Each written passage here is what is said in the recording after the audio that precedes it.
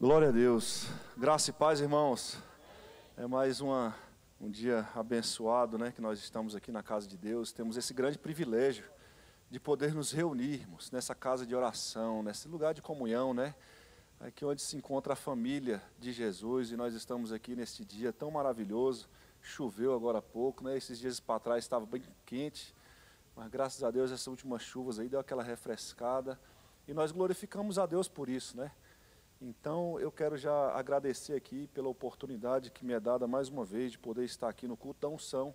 Agradecer ao nosso pastor, Jeová de Aquino, a todo o ministério, obreiros, né, que tem nos dado o apoio desde quando chegamos aqui ao Ministério Batista Ebenezer. E nós glorificamos a Deus por essa oportunidade, por esse grande privilégio. Queria que os irmãos abrissem a Bíblia no Evangelho de Jesus, segundo escreveu Marcos, capítulo de número 9. Aqui a palavra que vai ser ministrada nessa noite, Deus já começou a falar sobre ela aqui durante o culto, né? E eu tenho certeza de que cada irmão e irmã, cada família que está representada aqui nessa noite, nessa casa de oração, veio aqui, não foi em vão. Eu tenho uma absoluta certeza disso, de que Deus tem uma palavra para mim, que Deus tem uma palavra para você, e que Deus tem uma palavra para todos nós. E tudo é para a honra e glória do nome de Jesus. Amém? Os irmãos encontraram Marcos, capítulo de número 9. Nós vamos ler aí o verso de número 14 até o verso de número 29, tá? Mas nós vamos pegar como base o verso de número 23. Só para que haja o entendimento do contexto aqui, né, nós vamos fazer essa leitura, tá certo? Então eu vou fazer a leitura, os irmãos acompanhem aí na sua Bíblia para ficar mais rápido, tá certo? A epígrafe aqui do texto vai dizer o seguinte: o jovem lunático. E quando se aproximou dos discípulos, viu ao redor deles grande filho, que tem um espírito mudo, e este, onde quer que o apanha, despedaça-o, e ele espuma, e range os dentes, e vai se secando. E eu disse a teus discípulos que o expulsassem, e eles não puderam. E ele respondendo lhes disse: ó geração incrédula, até quando estarei convosco? Até quando vos sofrereis ainda? Traze ele aqui. E trouxeram-lhe. E quando ele o viu, logo o espírito o agitou com violência. E, caindo o endemoniado por terra, revolvia-se espumando. E perguntou o pai dele: quanto tempo há que lhe sucede isso? E ele lhe disse: desde a infância. E muitas vezes o tem lançado no fogo e na água para o destruir. Mas se tu podes fazer alguma coisa, tem compaixão de nós e ajuda-nos. E Jesus disse-lhes: se tu podes crer, tudo é possível ao que crê. E logo o pai do menino, clamando com lágrimas, disse: eu creio, Senhor, ajuda a minha incredulidade. E Jesus, vendo que a multidão concorria, repreendeu o espírito imundo, dizendo-lhe: espírito mudo e surdo, eu te ordeno, sai dele e não entres mais nele. E ele, clamando e agitando com violência, saiu, e ficou o menino como morto, de tal maneira que muitos diziam que estava morto. Mas Jesus, tomando-o pela mão, o ergueu, e ele se levantou. E quando entrou em casa, os seus discípulos lhe perguntaram à parte: por que o não podemos nós expulsar? E disse-lhes: esta casta não pode sair com coisa alguma, a não ser com oração e jejum. Deus eterno e soberano, nós aqui nessa noite queremos dar graças a Ti. Graças porque até aqui o Senhor tem nos ajudado, até aqui o Senhor tem nos fortalecido, o Senhor tem nos instruído, o Senhor tem nos corrigido, o Senhor tem sido provedor em todas as áreas da nossa vida. E nós queremos aqui nesta hora Te exaltar. E nós queremos aqui nesta hora Te glorificar, meu Pai. Nós queremos aqui honrar ao Senhor com o nosso louvor, com a nossa gratidão, com o nosso culto. Então, Senhor, em nome do Teu Filho amado, nós queremos lhe pedir nesta hora que neutralize as ações do inimigo de nossa alma, tentando nos distrair, tentando fazer com que percamos o foco, Senhor, da Tua palavra nessa noite. Queremos pedir ao Senhor que nessa hora o Senhor venha fazer dissipar principados e potestades. Toda angústia de ser nesta hora venha cair por terra na autoridade que há no nome de Jesus Cristo. Pai, se houver algum corpo enfermo nessa hora, no momento da exposição da Tua palavra, que eles venham receber a cura, Senhor. Aqueles que estão dentro das suas casas, acompanhando pela televisão, que o Senhor possa, Senhor, visitá-los também lá, Senhor. Que a ação poderosa do Teu Espírito Santo possa estar visitando a cada um de nós. Pai, se houver alguma necessidade em nós, que o Senhor possa estar suprindo elas para louvor e para a glória do Teu nome, ó Pai. Em nome do Teu Filho amado, nós queremos aqui nessa hora engrandecer e glorificar o Teu nome, porque o Senhor nos atende, porque o Senhor nos ouve, porque o Senhor se faz presente no nosso meio e habita em nós. Nós queremos nessa hora render graças a Ti, Senhor, porque passamos um dia na Tua presença, nós temos o ar para encher os nossos pulmões, nós estamos aqui de pé saudáveis para a glória do Teu nome, e isso é muito motivo de nós nos alegrarmos nessa noite. Senhor, mais uma vez eu lhe peço, que não seja eu falando, que não sejam as minhas palavras, mas que o Teu Espírito Santo de Deus venha me usar nessa hora para a honra e glória do Teu nome, que eu venha diminuir nesse momento e que o Senhor continue crescendo, que o Senhor seja visto, que o Senhor seja glorificado e que as vidas saiam daqui edificadas para a glória e para a honra do nome daquele que vive e reina para sempre. E se você pode, aplauda o Senhor aí em nome de Jesus. Glória a Deus. Se assente glorificando a Deus. Aqui não é outro lugar senão a casa de Deus, irmãos. Aqui você tem liberdade de culto. Aqui você pode dar o seu glória a Deus, seu aleluia. Você tem liberdade de cultuar, de oferecer o seu culto a Deus da sua maneira, do seu jeito, né? Aqui nós não somos robôs, aqui não é nada mecanizado. Você só age se eu pedir. Não, fique à vontade. Aqui você está na casa do Pai. Amém? Vamos aqui, irmãos, analisar esse texto. Você pode manter a sua Bíblia aberta aí no capítulo 9 do Evangelho de Jesus, segundo escreveu Marcos. E nós vamos ver uma ação de Jesus. Aqui hoje o culto foi falado muito sobre Jesus, louvores, né? O nome de Jesus, ele pode todas as coisas, né, irmãos? Quem que resiste o nome de Jesus? Quem resiste o nome de Jesus? Tem alguma autoridade maior do que o nome de Jesus? Não existe nenhuma autoridade maior que o nome de Jesus, irmãos. Não tem. Diante do nome de Jesus, todo joelho vai ter que se dobrar. Toda língua vai ter que confessar que Ele é Jesus, que Ele é Deus, que Ele é Rei, que Ele é Senhor. Vai ter que fazer isso, irmão. Não importa a posição, mas vai ter que se dobrar diante de Jesus, vai ter que reconhecer que Ele é Deus. E ponto final. Então aqui nós vamos falar sobre Ele. Nós estamos falando sobre o Evangelho de Jesus. E aqui nós vamos ver uma situação que um pai de família se apresenta diante de Jesus. Um pai de família, ele se apresenta diante de Jesus com uma causa. Ele estava passando um problema dentro da casa dele com o filho que ele tinha. O filho dele estava possesso por um espírito imundo, por um espírito maligno. E ali aquele espírito maligno fez com que o seu filho ficasse mudo, não falasse. E o espírito maligno, não satisfeito em apenas deixar aquele jovem, aquela criança muda, ele judiava da criança. Ele judiava daquele jovem. E aí, irmãos, uma multidão acompanhava Jesus, porque por onde Jesus andava, por onde Jesus passava, você vai observar que sempre uma multidão ia acompanhando Jesus. A minoria da multidão estava interessada em receber algo diferente de Jesus. A minoria da multidão estava interessada em aprender com Jesus. A minoria, a menor parte da multidão, estava interessada em receber algo de Jesus. Por quê? Porque eles ouviam falar da fama de Jesus. A fama de Jesus ia se espalhando por onde ele passava. Porque aonde Jesus chegava havia o quê? Ensinamento. Aonde Jesus chegava tinha cura. Aonde Jesus chegava tinha libertação. Aonde Jesus chegava, se tinha falta de paz, se estava em conflito, a paz reinava ali. Porque Jesus chegou naquele lugar. Aonde Jesus chegava, se estava em condição de trevas, se tornava em uma condição de luz. Então, onde Jesus chegava, algo novo acontecia. E o novo que acontecia não era para prejudicar ninguém, pelo contrário, era de bênção. O novo de Jesus, aonde Jesus chegava, o algo novo de Jesus era para trazer benefícios, era para trazer paz, era para trazer alegria, era para trazer unidade. Aonde Jesus chegava, tinha essa comunhão. Só que a maioria da multidão, que queria apenas acompanhar e ver, o que é que Jesus ia fazer dessa vez? Não, vamos ali acompanhar aquele Jesus para ver o que ele vai realizar ali. O que vai acontecer. E no meio daquela multidão, tinha muitas pessoas religiosas. Pessoas que eram cumpridores de dogmas, né, de regras.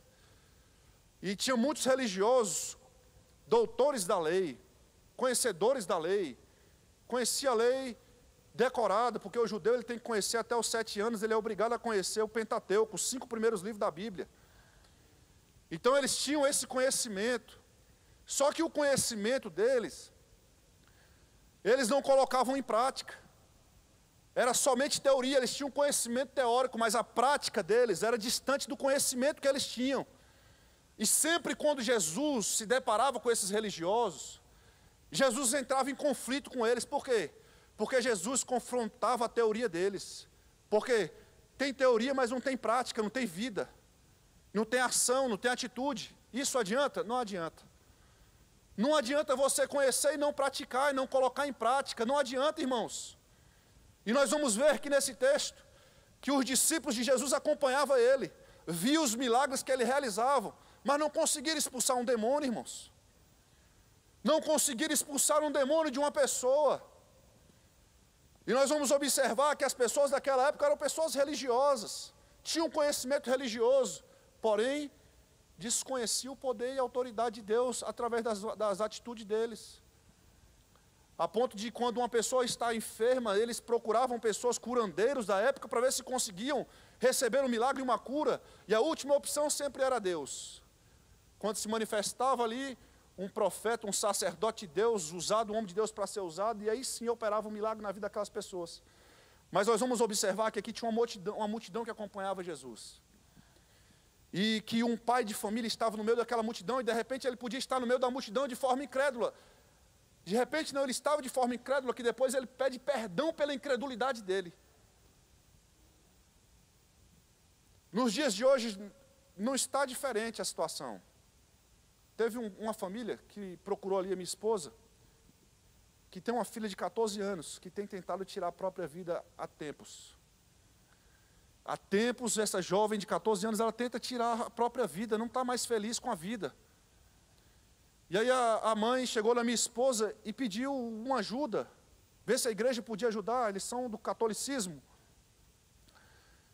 E aí, conversei até com o irmão Felipe, né? E falei com ele se a mocidade podia dar um apoio. E aí ontem, a moça tomou um monte de comprimido em casa, tentando tirar a própria vida, foi hospitalizada, recebeu alta, está em casa lá. Nós estamos aguardando, né, a autorização da família para nós irmos lá fazer um acompanhamento dessa menina. Imagina a aflição desses pais. A mãe pega uma carta, vai mexer nas coisas da filha, pega uma carta, a filha se despede da mãe, se despede do padrasto, se despede do irmão. A mãe se depara com a carta que a filha escreveu se despedindo, irmãos. Olha só. Imagina o desespero dessa família. Imagina o desespero desse pai que tem esse jovem perturbado por um demônio. Imagine a angústia dessas pessoas. E elas não têm Jesus. E quando não se tem Jesus, a falta de esperança, ela parece que triplica, né, irmãos? Porque quando nós temos Jesus e passamos por um momento de aflição, de dificuldade, nós nos pacificamos na pessoa de Jesus, sabendo o quê? Que lançamos sobre Ele a nossa ansiedade, aquilo que nos causa ansiedade. Por quê? Porque Ele é que cuida de nós. A nossa vida está sobre os cuidados de Deus, isso nos pacifica. Isso nos tranquiliza. Mas aqueles que estão longe da casa de Deus, longe da presença de Deus, essas pessoas não têm paz.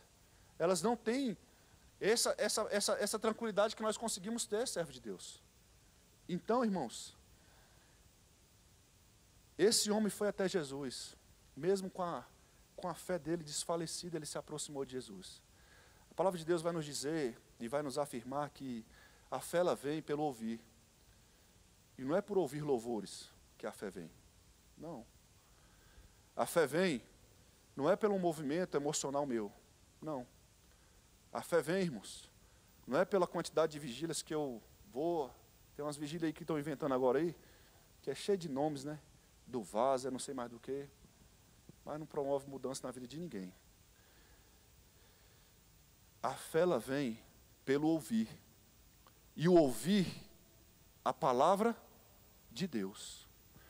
Quanto mais você ouve a palavra de Deus, mais fé é gerada dentro de você. Irmãos. Quanto mais você se debruça diante da palavra de Deus, mais você vai trazer transformação para você. Onde eu te provo isso? A palavra de Deus, ela nos diz que conhecereis a verdade e a verdade vos libertará. Quando você conhece a verdade gera libertação. Mas se eu estiver distante da verdade, eu vou ser liberto? Não. A palavra diz que eu conheço a verdade e a verdade me liberta. Oséias, ele diz que nós devemos prosseguir em conhecer o quê? Louvores? Não. Conhecer a Deus. Nós devemos prosseguir em conhecer a Deus. Então as pessoas estão naufragando, as pessoas estão perdendo a sua fé. Por quê? Porque não conhecem a Deus. Porque não conhecem a pessoa de Jesus. O mundo se encontra na situação que está, por quê? Porque estão distante dele, irmãos. E quando nós estamos distante de Deus, pode milagre acontecer na nossa vida? Não, irmãos. Não tem como acontecer milagre algum na nossa vida, se nós estamos distante de Deus. Se nós estamos distante da pessoa de Jesus. Enquanto esse pai estava longe de Jesus, aconteceu algum milagre na casa dele? Aconteceu absolutamente nada, irmãos. Pelo contrário, o desespero só aumentava. A situação só ficava mais difícil ainda. E assim está acontecendo as coisas no mundo atual. As pessoas estão distantes de Deus e tentando preencher o seu tempo com redes sociais, com a moda, com o lazer, com tantas coisas que o mundo te oferece para te distrair, para você andar distraído com as coisas dessa vida, que nós nos esquecemos de nos relacionar com Deus. Foi falado aqui hoje sobre isso. Se relacionar com Deus. E quando nós deixamos de nos relacionar com Deus, essas coisas terríveis acontecem dentro da nossa casa. E eu me lembro que meu pai era do espiritismo. Ele acreditava em Allan Kardec. Quando eu ia à igreja, ele me questionava, porque eu estava direto nos cultos. Leva a tua cama para a igreja. Teve um dia que eu entrei do meu quarto, dobrei meu joelho e eu falei assim: Deus, não quero discutir com meu pai com relação à palavra, mas eu quero que o Senhor fale comigo. Eu abri a Bíblia e ia no Evangelho de Mateus, capítulo 6, o verso 33, que diz: buscar em primeiro lugar o reino de Deus e a sua justiça, e as demais coisas vos serão acrescentadas. E tem uma tradução que eu gosto que diz: e o resto lhe será acrescentado. Aquilo que nós temos como prioridade, Deus ele trata como insignificante. E aí, naquele momento, a minha resposta para o meu Deus foi o seguinte: então tudo bem, Senhor, eu vou cumprir o que está nesse texto, mas eu quero que o Senhor acrescente na minha vida a salvação do meu pai. Eu quero que ela seja acrescentada na minha vida, Senhor. E assim foi. Comecei a estar presente, ainda mais servindo o meu próximo, a igreja, os irmãos. E um belo dia cheguei na minha casa, junto com a minha avó, que é uma serva de Deus, tem 95 anos, mas é de oração, de madrugada orando, buscando a face de Deus. Irmã Leonília. E aí nós chegamos em casa, minha avó falou assim: vem aqui para você tomar um café comigo. Meu pai deixou ela construir no fundo da casa dele. Nós fomos lá. Meu pai adentra ali naquele cômodo, começa a chorar e dobra o joelho e fala assim: eu quero esse Jesus de vocês. Eu quero esse Jesus de vocês. E eu naquele momento eu fiz com ele a oração da confissão, chorando com meu pai. E eu glorifiquei a Deus e falei assim: Senhor, muito obrigado, por quê? Porque eu sei que a tua palavra, ela é poderosa, ela é verdadeira, ela é eficaz, ela é suficiente.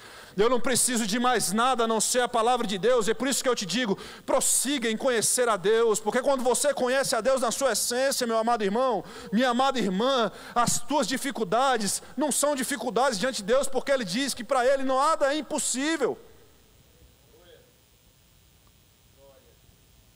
E aí, irmãos, o pai se aproxima diante de Jesus e diz: olha, eu te trouxe meu filho, que está com o espírito mudo. E aí ele começa a narrar para Jesus o que o Espírito fazia com o filho dele, judiando do filho dele. Mas na frente Jesus vai dizer, olha, se você pode crer diante dessa circunstância adversa na tua vida, se você consegue crer diante do cenário político, um caos que está acontecendo na nossa nação, se você consegue crer na apostasia dos últimos dias que está acontecendo aí no mundo, uma apostasia muito grande, se você ainda conseguir crer nesse momento de dificuldade que está assolando o planeta Terra, eu quero te dizer uma coisa, tudo é possível para aquele que crê. Tudo é possível. Jesus está querendo dizer para mim, para você, eu não sei se você está passando por algum momento de crise na sua vida, eu não te conheço no seu íntimo, mas eu quero te dizer uma coisa, que como o salmista diz, que Ele é o Deus que nos sonda e Ele é o Deus que nos conhece. Deus, Ele nos sonda e Ele nos conhece. Ele sabe quem eu sou, Ele sabe quem você é, irmãos, no íntimo do teu ser, de dentro para fora. Nós vivemos num mundo que as pessoas vivem de aparência, mas Jesus, Ele está preocupado com o que está de dentro, saindo para o lado de fora. É isso que Jesus está vendo. Não é à toa que quando aquela mulher, ela procura saber em qual lugar ela devia adorar, porque tinha uma religiosidade muito grande, é no monte, é no templo, onde é que eu adoro? Eu não sei, é uma confusão muito grande que esse povo faz, que eu não sei aonde eu devo adorar. E ele disse, não, meu amigo, você sabe como é que você tem que adorar? E o pai está procurando. Se o pai está procurando, porque está difícil de achar, porque as pessoas estão muito religiosas. Elas estão muito religiosas, preocupadas com o exterior, em agradar pessoas, homens, e se esquecem de mim. Eu só estou na boca delas, mas lá dentro do coração eu estou distante. Eu não estou próximo.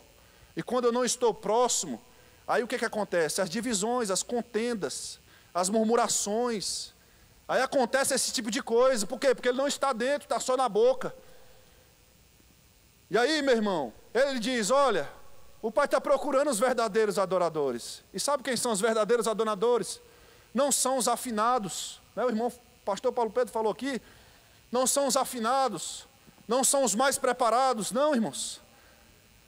O Pai está procurando os verdadeiros adoradores que adoram o Pai em espírito e em verdade. É de dentro para fora, irmãos. O Pai está procurando. O Pai está procurando, está difícil de achar, mas aqui nessa noite Ele já encontrou os verdadeiros adoradores. E aí, Jesus, Ele se compadece daquele que tem um coração quebrantado e contrito. Ele não consegue desprezar, rapaz. Esse pai chega diante de Jesus, né, passando por esse momento sofrido dentro da sua casa. E aí Jesus logo disse para ele, você consegue acreditar ainda? Você ainda consegue acreditar? E aí Jesus vai agir depois da reação do pai. Aí o pai clama e diz, eu creio, Senhor.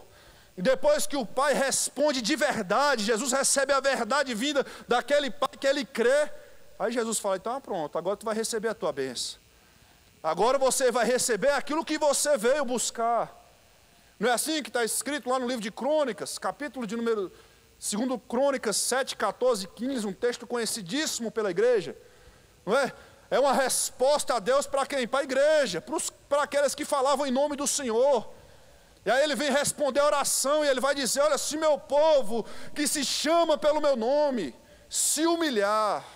O povo está com muito salto alto ultimamente. O povo está achando que é alguma coisa, irmãozinho, nós não somos nada. Nós somos o vaso de barro, e o vaso de barro ele é sensível. Ai de nós se nos fosse Jesus na nossa vida, né, irmãos? A palavra de Deus vai dizer que nós não somos consumidos, sabe por causa de quê, irmãos? Não é porque nós somos bambambam, não. É por causa da misericórdia do Senhor. Então agradeça a Deus pela misericórdia, porque nós era para ser consumidos se não fosse a misericórdia. A vida desse pai não teria solução da vida dele, do filho dele, se ele não tivesse se encontrado com Jesus. A nossa vida não tem solução, não tem resposta para as nossas perguntas, se nós estivermos distante de Deus. Mas se nós estivermos próximos a Ele, tudo tem resposta, tudo tem solução. Ele só vai dizer para você, aquieta-te, tem bom ânimo. Prossiga, continue caminhando, continue glorificando. quer comais, quer bebais, façais tudo para a glória de Deus. Façais tudo para a glória de Deus. E aí ele vai dizer isso aqui, ó. A chave está aqui, irmãos. Tu consegue acreditar ainda? Ainda que tu tenha fracassado em alguma área da tua vida, por não esperar o tempo de Deus chegar.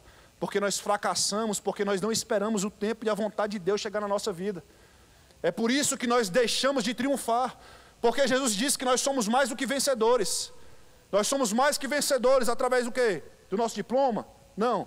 Do nosso círculo, do nosso network que nós construímos na vida? Não. Nós somos mais do que vencedores em Cristo Jesus. Nós somos mais do que vencedores nele. É por isso que ele afirmou e falou para a gente, olha, no mundo vocês vão ter aflições, mas tem de bom ânimo. Eu venci o mundo. Quem venceu foi você? Não, ele venceu. Olha aí, olha a dica de Jesus. Olha como é que é bom a gente aprender com Jesus. Por isso que Jesus é lindo, irmãos. É coisa tremenda a gente andar com esse Jesus. Quanto mais você conhece Jesus, mais você quer ele. Irmãos. Agora o problema é das pessoas hoje, que as pessoas querem usar Jesus. Aí você se decepciona. Aí você se frustra. Irmão. Um monte de crente frustrado. Um monte de crente decepcionado. Por quê? Porque não se relaciona com ele. É porque ele não quer? Não, irmãos. Não. Ele falou assim, eu vou preparar lugar para vocês, por quê? Porque onde eu estou, eu quero que vocês estejam comigo. Olha aí que coisa tremenda. E aí eu não vou deixar vocês sozinhos enquanto eu estou indo para lá, não. Eu vou deixar com vocês o Espírito Santo, Consolador. Eu não vou deixar vocês sozinhos. Olha só a preocupação de Jesus. Olha só o desejo de Jesus de estar junto conosco, irmão. Aí agora vamos para o outro lado. Jesus quer estar conosco. Que nós queremos estar com Ele? É a pergunta. Nós queremos estar com Jesus? Será? Será que nós queremos estar com Jesus? Às vezes nós estamos dentro da nossa casa e nós negligenciamos um devocional por causa de uma série, por causa de qualquer outra coisa. E a gente negligencia isso por causa das coisas transitórias e passageiras dessa vida. A palavra de Deus diz, João, ele vai dizer o quê? Que a gente não deve amar o mundo e nem as coisas que há no mundo. Por quê? Porque quem ama o mundo, o amor do Pai não está nele. Olha só que coisa tremenda. O nosso Deus, que é amor, não quer que nós amemos o mundo. Mas aqui Ele não quer que nós amemos o mundo. É o sistema que domina o mundo. É esse sistema depravado e corrompido do mundo. É isso que Ele não quer que a gente se envolva. Mas infelizmente nós temos cravado estacas nesse mundo e queremos ficar aqui para sempre. É uma raridade a gente ouvir o cidadão do céu falar assim, rapaz, eu estou querendo ir logo para as mansões celestiais, eu quero pisar nas ruas de ouro e de cristal. Raridade nós ouvirmos alguém, um crente, falar sobre isso. Não, eu quero ir para Nova York, eu quero ir para não sei aonde. Beleza, não é errado. Mas eu não vejo o cidadão do céu, nós não somos cidadão da terra. Onde está escrito isso? Filipenses. Paulo vai falar o seguinte, a nossa pátria, ela não é daqui. A nossa pátria, ela está no céu. De onde está quem? O nosso Salvador, irmãos. É lá que está a nossa pátria. O pai chegou diante de Jesus. Estava aflito. Estava angustiado. Estava descrente. Mas quando Jesus conversa com ele, muda a história da vida dele. Muda. Mudou a história da vida daquele pai. Eu louvo a Deus por isso, cara. Eu louvo a Deus por isso, porque minha esposa estava grávida do meu filho, do primeiro, do Caleb, que hoje está com 15 anos. E ela passou mal dentro de casa, irmãos. Não, foi do Caleb não, antes do Caleb. Nós estávamos na lua de mel, e ela passou muito mal. Ela estava com mioma, do tamanho de uma laranja acima do útero. E os vasos desses miomas se romperam e estava tendo uma hemorragia interna. E ali foi levado até o hospital, na época foi o hospital de Ceilândia. Chegamos lá, a máquina de fazer o exame ali estava quebrada, com defeito. E você, quando está com um doente, quando está com uma pessoa com dificuldade, você não pode demonstrar fraqueza. Você não pode demonstrar fraqueza, irmão. Eu fui para um canto do hospital, e ali eu fui às lágrimas diante de Deus. Falei, Senhor, poxa, eu jovem, fiz tudo da forma como o Senhor pediu, na bênção, glória a Deus. Recebi minha vitória, minha costela está aqui, e agora parece que eu vou perder, Senhor. Como assim? Deus, Ele gosta de ouvir a nossa sinceridade, irmãos. É por isso que falou lá, os verdadeiros adoradores, que adoram o Pai, Espírito e em verdade. Deus gosta de ouvir a verdade de você, irmão. Não importa o quão terrível seja essa verdade, mas Ele quer ouvir da sua boca, Ele quer ouvir de você a verdade. E eu falei para Ele: Deus, quantas vezes que o Senhor me usou para alguém que estava enfermo e a pessoa recebeu a cura? Quantas vezes nós oramos por pessoas que estavam endemoniadas, elas foram libertas no nome de Jesus? E eu falei: agora eu preciso que essas palavras se tornem verdadeiras na minha vida. Eu preciso que o Senhor cure a minha esposa, restabeleça a saúde dela, Senhor, eu preciso. Retorno ali, irmãos. Eu retorno ali, aí eu conversei com a enfermeira, e aí ela falou que tinha tentado há pouco tempo novamente, a máquina não funcionava. Aí ela chegou para mim e falou assim: só se for um milagre. Eu falei: então pronto, milagre eu creio em milagre, eu sirvo um Deus de milagre. E aí ela entrou dentro da sala, quando ela voltou a máquina funcionou, levaram ela dentro da máquina às pressas. Aqui a parte abdominal dela estava inchando muito, ela estava ficando roxa. Era uma hemorragia interna. E aí eles levaram ela correndo para a cirurgia, e aí as enfermeiras falaram para mim assim: ó, o senhor pode ir embora, marido. A notícia chega pelo telefone, desse jeito, irmão. E eu ainda muito jovem, eu casei com 21 anos. E eu falei: misericórdia, a notícia chega. Aí eu falei: então tá bom, eu fui para casa. Cheguei em casa, eu me ajoelhei diante do sofá e comecei a falar com aquela que tudo pode. Eu fui para o gabinete. Chegou em casa, eu entrei no gabinete, pô. Eu entrei no gabinete e falei assim: ó, Jesus, eu preciso de um gabinete. Estou precisando urgente de um gabinete, Senhor. Me dobrei diante dele, irmãos. E a voz dele é uma voz suave, irmãos. Vai vindo assim e fala: te acalma. Aquieta o teu coração, porque eu estou no controle. Aquieta o teu coração, porque eu estou no controle. Eu estou no controle de todas as coisas. E logo ali de joelhos, eu peguei o sono de joelhos ali na sala, irmãos. E eu acordei 6 horas da manhã e já fui desesperado para o hospital. Nenhuma ligação eu recebi. Aí eu falei: meu Jesus, cheguei no hospital, conversei com o vigilante. Da hora que troca os médicos às 7 da manhã. Aí daqui a pouco ele me levou até o chefe dos enfermeiros lá para me conversar com ele. E ele falou para mim: olha, a cirurgia foi um sucesso. Mas ela vai ter que ficar uns bons dias hospitalizada aí. E de repente ela pode ter dificuldade para ter filho. Eu falei: é mesmo? É o senhor que está falando, né? É o Senhor que está dizendo. Mas na nossa vida, irmãos, nós não devemos aceitar a palavra negativa para nós. Nós não devemos receber essas palavras negativas contrárias a nós. Porque, irmãos, a última palavra na vida do crente, ela vem de Jesus. É Jesus que dá a última palavra na minha vida. É o Jesus que dá a última palavra na tua vida. É Jesus que dá a última palavra na tua causa, irmãos. É Ele que dá a última palavra. Não perca a tua fé, o teu entusiasmo pelas palavras que estão sendo lançadas aí fora, não, irmãos. Não perde o teu foco, não. Faz como Neemias quando estava lá cuidando dos muros, restaurando os muros, né? Chegaram diante dele, Sanbalat e Tobias, ele falou assim: não, peraí, eu estou aqui numa grande obra, eu não vou descer, não vou conversar com vocês, eu estou aqui envolvido numa grande obra. Olha, eu tenho um foco. Qual é o foco? Qual é o teu alvo? Nosso alvo é Jesus, irmão. Nós não vamos olhar nem para a direita nem para a esquerda, vamos continuar marchando. Nós vamos continuar caminhando. E esse pai recebeu essa vitória, ele conseguiu crer. Aí ele vai dizer: olha, eu creio, me ajuda na minha incredulidade. Aí Jesus é especialista em ajudar, irmãos, o incrédulo. Você quer, né? Lá Mateus vai dizer 7:7, né? Pedi e dá-se-vos-á. Um pai, coração quebrantado, contrito, reconhecendo o seu estado de pequenez, de pecado, de erro, de falha, de incredulidade. Ele reconheceu quem ele era. O segredo está aí: reconhece quem você é, em qual estado que você está, de que forma você se encontra. Reconhece isso diante dele, irmão. Davi, ele foi considerado segundo o coração de Deus, por quê? Davi foi perfeitinho? Foi não, esse pecado grave de Davi, irmão. Imagine Davi pecando hoje na igreja de hoje. Ele ia ser expulso do hall de membro da igreja, não é? Se fosse nos dias atuais, Jesus não, ele trata. Deus, ele trata, ele sabe tratar com a gente. Ele fala: peraí, tu pecou? Beleza, eu te perdoo, né? Agora, a consequência do teu pecado, você vai ter que suportar ela. A consequência do pecado, ele não vai te livrar da consequência. Mas Davi tirou suas roupas reais, suas vestes reais, se humilhou. Diante de quem? Diante de um governador? Diante de um presidente? Não. Diante do dono da vida. Diante do rei do universo.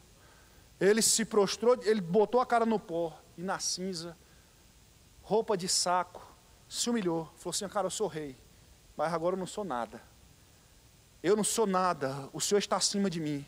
a tua autoridade está acima da minha. Eu estou aqui reconhecendo o meu estado. O Salmo de número 51 é Davi fazendo a confissão do pecado dele ali naquele Salmo 51, porque ele estava com medo de morrer. Foi para a caverna de Adulão com medo de morrer. Aí Deus foi cuidar dele, falou, peraí que eu vou tratar contigo agora. Agora eu vou te colocar para liderar outras pessoas que estão frustradas. Vão vir um pessoal para aqui, para dentro dessa caverna, fazer companhia para tu. Eu vou tratar com você, mas você vai ajudar outros. É desse jeito que Deus faz. É desse jeito que Deus faz. Deus chegou na vida desse homem. E aí, irmãos, o texto vai dizer que a multidão continuava chegando ali, apertando. E aí Jesus, irmãos, ele repreende o demônio. Pede para ele sair fora. Pede para ele ir embora. E Jesus ainda diz mais, você não vai voltar mais para essa vida aqui não. Você não volta mais para essa vida aqui não. E aquele jovem já estava com o corpo dele físico tão cansado, abatido, né? Que o texto vai dizer que mesmo depois que o espírito saiu, ele continuou deitado, cansado ali. E um pouco mais adiante, Jesus vai lá e dá vida para aquele menino, e aquele menino levanta. Aquele menino levanta e recebe o milagre de Deus. E eu quero aqui finalizar dizendo para os irmãos uma coisa. Os discípulos ficaram pensando, poxa, nós não conseguimos expulsar aquele demônio. E aí no final de tudo isso, depois que Jesus entrega o milagre para aquele pai, Jesus entrega aquele milagre para aquele pai, irmãos. Aquele pai fica muito alegre, muito feliz, porque seu filho estava liberto. Aquela multidão estava ali apertando, estava cansativo aquela caminhada. E aí Jesus vai responder para os discípulos, olha, tem demônios que só saem com oração e jejum, irmão. E aí trazendo para nós precisamos consagrar a nossa vida, irmão, jejuando, consagrando, meditando na palavra, perto de Jesus. Sabe por quê, irmãos? Porque vai chegar um momento que vai ser necessário você usar da autoridade que Jesus te deu. Jesus ele disse, olha, eis que eu vos dou o poder para você pisar em escorpiões e serpente. Eis que eu vos dou autoridade para você colocar a mão sobre pessoas com espírito possesso, demoníacos, e elas serem transformadas, elas serem libertas. Ele nos deu essa autoridade, irmãos, e é diante dessa autoridade que nós estamos aqui nessa noite. É diante dessa autoridade que Cristo nos deu, que nós estamos aqui nessa noite para dizer para você, continuar crendo. No culto da vitória, o pastor que ministrou aqui, ele falou sobre esperança. O Senhor não quer que você perca a sua esperança não, irmãos. Tem um hino da harpa que diz que a nossa esperança é a sua vinda. E o Rei dos Reis, ele vem nos buscar. Irmãos, nós temos uma esperança. Nós temos esperança do arrebatamento da igreja, de nós sermos participantes do arrebatamento da igreja. Nós estamos aqui nos esforçando, caminhando, pregando o Evangelho, sendo representantes do reino de Deus aqui nessa terra, porque nós somos embaixadores de Cristo. E nós não podemos estar embaraçados com murmurações, com contendas, com divisões. Nós não podemos estar aqui, irmãos, envolvidos com as coisas dessa vida, não. Nós precisamos estar atentos às necessidades do nosso próximo, como a igreja primitiva estava atenta às necessidades dos seus irmãos. E aí Deus, percebendo isso, essa atenção dos irmãos em se preocupar um com o outro, em ser igreja, não de teoria, mas de prática, ele ia acrescentando, opa, peraí, eu vou trazer mais gente, pode abrir essas portas aí, porque vai crescer, porque vai se multiplicar. A igreja entende qual é o seu propósito, irmãos, é estender a mão àquele que caiu, não é de apontar não é de jogar mais para baixo não é de excluir, jogar fora no mundo não, é de falar assim, vem para cá porque aqui tem cura, aqui tem restauração, aqui tem comunhão, vem para cá. E o mundo quer ver isso, irmãos, o mundo quer ver isso em nós. Se coloque de pé.